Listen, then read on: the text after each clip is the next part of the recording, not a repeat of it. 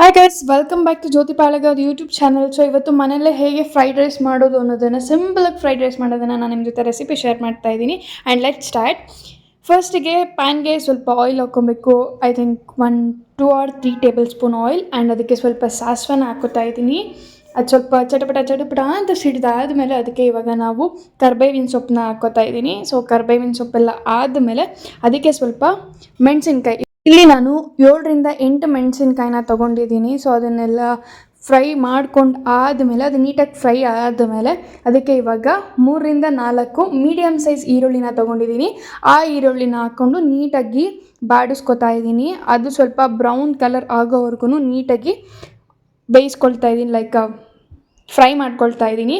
And then next ಅದಕ್ಕೆ ಇವಾಗ ನಾವು ಕ್ಯಾರೆಟ್ ಮತ್ತು ಬೀನ್ಸ್ನ ತೊಗೊಂಡಿದ್ದೀನಿ. ಬೀನ್ಸ್ ಬಂದು ಒಂದು 7-8 ಮತ್ತು ಕ್ಯಾರೆಟ್ ಬಂದು ದೊಡ್ಡ 2 ಕ್ಯಾರೆಟ್ನ ತೊಗೊಂಡು ಚಾಪ್ ಮಾಡ್ಕೊಂಡಿದ್ದೀನಿ ಸಣ್ಣಗೆ.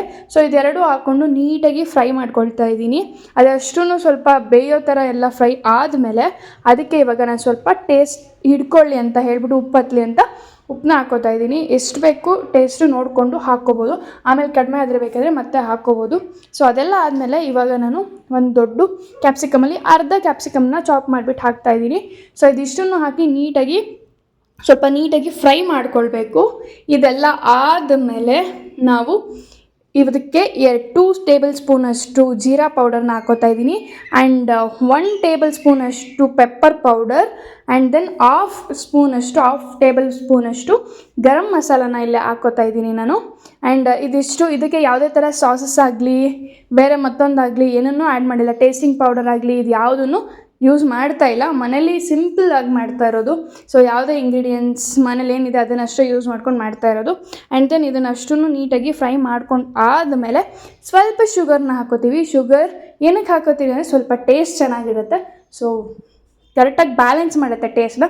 ಸೊ ಹಾಗಾಗಿ ಶುಗರ್ ಹಾಕಿ ಅದಕ್ಕೆ ನಾವು ಫಸ್ಟೇ ರೈಸ್ನ ಮಾಡಿಟ್ಕೊಂಡಿರೋಂಥ ವೈಟ್ ರೈಸ್ನ ಅದಕ್ಕೆ ಹಾಕಿ ನೀಟಾಗಿ ಮಿಕ್ಸ್ ಮಾಡ್ಕೊಳ್ತಾ ಇದ್ದೀನಿ.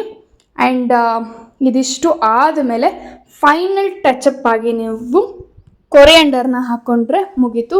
ಸಿಂಪಲ್ಲಾಗಿ ಸಖತ್ತಾಗಿ ಟೇಸ್ಟಿ ಆಗಿರೋ fried rice ready. Thank you for watching.